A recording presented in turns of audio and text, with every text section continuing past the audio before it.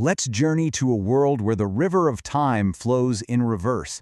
In this place, the old folks tell stories of a silent, mysterious traveler they call the Messenger. Today, we're going to dive deep into the legend of this figure and what it all means. Now, what makes this legend so compelling is that the messenger doesn't have just one look. It's not a single, fixed being. Instead, its form is said to shift with the ages, acting as a mirror to the very world it passes through. And you see, these transformations aren't just random. The legend is very specific. The messenger's appearance is a direct reflection of the world's own condition, all of its promise and all of its deep, profound exhaustion. So when the messenger appears before young people, it takes the form of a child. But this isn't some vision of pure, simple innocence. Oh no. Its eyes are said to burn with the chilling light of dying stars. It's a stark, haunting reminder that even a new beginning is already on a path toward an end. And this is where it gets really interesting. That detail about the clockwork heartbeat. It's not the gentle living pulse you'd expect from a child. It's a rhythmic, mechanical drumming. It's the sound of gears already turning, insisting that time is already passing you by. But then, for the old, the messenger's form is completely different. It's said to visit them as a woman who carries the scent of approaching thunder and is covered in the dust of ancient, rusted calendars. This version of the messenger represents the immense, crushing weight of moments that have already passed. And what this does is just brilliantly illustrate two sides of the same coin. Whether it's the promise of motion in the child or the accumulation of moments in the elder, it's all part of the same, single story. The beginning and the end, you see, are just reflections of each other. Okay, so we've seen how the messenger's form can change. But for all its shifting appearances, there is one element of this legend that remains absolutely constant: the lantern it carries. This lantern is the messenger's constant companion. And it's not just any old lantern, it's made from the very tools that mortals use to measure their own undoing, the shards of broken hourglasses. And its light?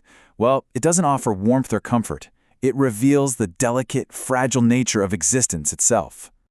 You see, inside this lantern, the sand doesn't just sit there. The legend says it weeps, and each individual grain, like the one you're looking at here, is said to represent a life that was interrupted. It's a flicker, a brief moment that was always destined to end. The light coming from the sand is described as beautiful but incredibly sad. Each grain is a soul, right? A story cut short, and its soft glow is the final brilliant memory of what used to be.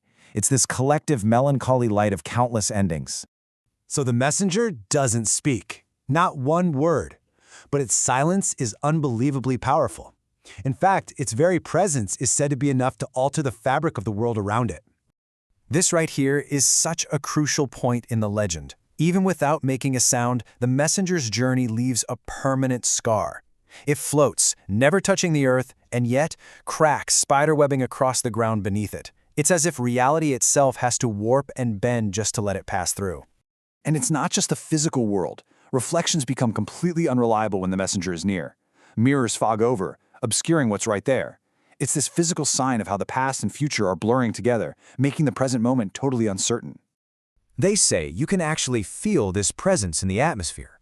The air itself thickens, growing heavy with the weight of potential and regret, of all the choices that haven't been made yet.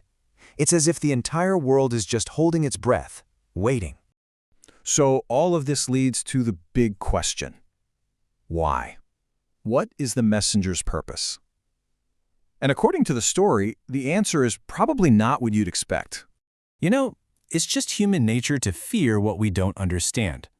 So when people in this world see this silent, reality-bending figure, their first assumption is that it's here to judge them, maybe even to punish them. But that's not its purpose, not at all.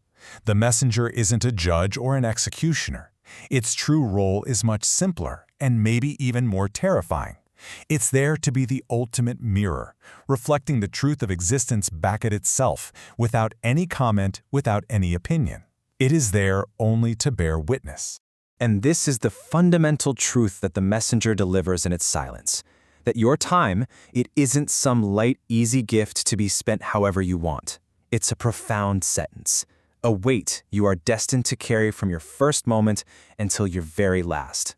So in the end, the messenger is the silent sentinel of that final moment. It carries the lantern, filled with every interrupted life, and it will continue to carry it until everything else is gone. It is the last witness.